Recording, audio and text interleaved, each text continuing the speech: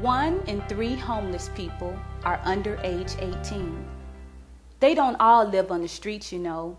Some of them live on the floors and couches of friends and family members, while others live with so-called boyfriends who violate and abuse them because they don't have any place else to go.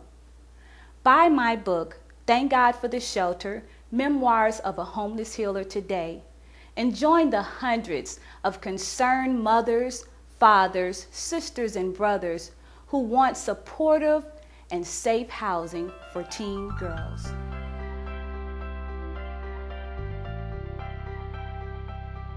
I've been knowing her for 2 years now, and she just had a baby. He's 4 months now, and she was having problems with her mom. First time she had problems with him, this happened like when she was like 9 months or something, but I don't know what the issue was that about. But the one that happened recent, her mom wasn't giving her the child support money that her daddy was giving her, and she hadn't eaten in 3 days, and she needed the baby to have diapers and some bottles and something to eat.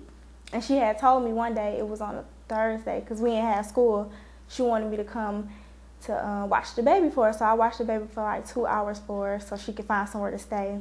And I wanted to take my mama's car to go get her some food. I had brought her some chili that we had, and I get her a couple of sanitary napkins so she can have, because she had just started her cycle. And where's she staying now? She's at her stepbrother's house now. Because I call her every now and then to check on her to see how she's doing, because she's not in school, so. Because he stay, I think, out in Sterling Heights. He's way out there, so. Let me speak to the chapter in Versandra's book about the value of surrounding yourself with love and beauty as one of your strategies for overcoming. Kia spoke to many of the points that underscore that principle, and it is so important. You know, if you think about it, the human spirit just naturally has within it a dimension of creativity, a dimension that appreciates beauty, a dimension that just resonates in the presence of positive, loving energy. And so many times we allow the circumstances of life, or we allow the attitudes of other people, of negative people around us, to squash that and to quiet it. And we find ourselves responding to another part of the human spirit that is more negative. When we look at so many of our children, our young people, when we read so many of the headlines, what we see are expressions of emotion, because we all have a desire to express ourselves, but what we see are just example after example of people who choose to express themselves in a negative way.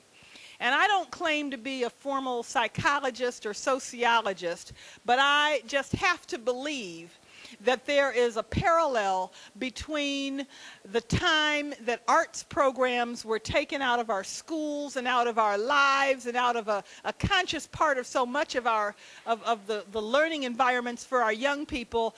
I've just got to believe that there is a parallel between the time that those things began to decline and the increase in negative incidents that we read about every day.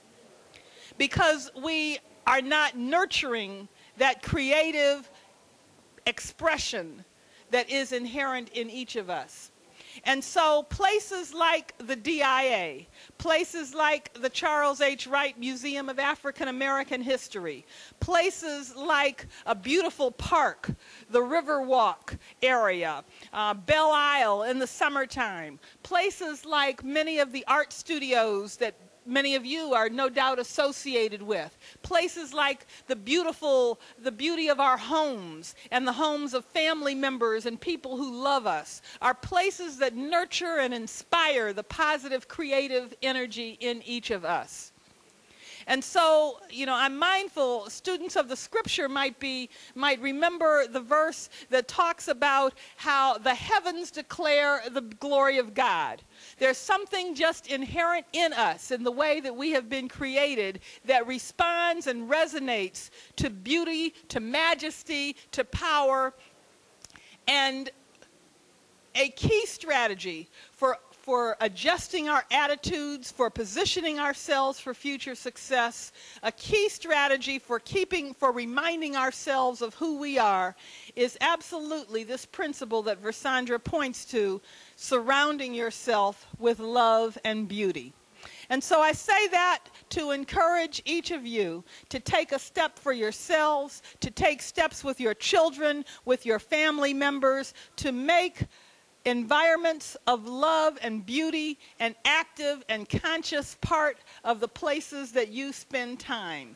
Make activities such as being selfish, the activities that you can enjoy at the DIA, or being generous, the activities that are part of this great institution, the Museum of African American History.